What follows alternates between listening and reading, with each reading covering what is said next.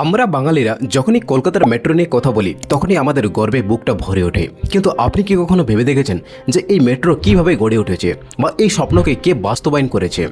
এর পেছনে ছিলেন এক অদম্য জেদি বাঙালি।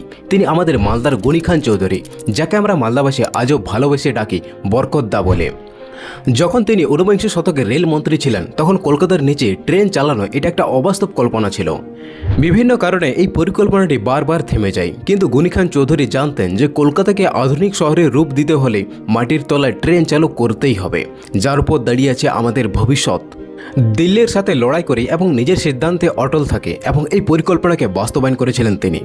1984 সালে ভারতের প্রথম মেট্রো রেল শুরু হয় কলকাতার বুকে এবং গনি খান চৌধুরীর পরিকল্পনা হিসেবে এটা কোনো পরিবহন ব্যবস্থা ছিল না, এটা ছিল বাঙালির এক আধুনিকতার পথে হাঁটার প্রথম পদক্ষেপ। সো ফ্রেন্ডস, এই ছিল ভিডিওটি ভালো লাগলে অবশ্যই লাইক করবেন, আর আপনি যদি আমাদের চ্যানেলে নতুন হয়ে থাকেন চ্যানেলটি অবশ্যই সাবস্ক্রাইব করবেন। তো দেখা হচ্ছে নেক্সট ভিডিওতে।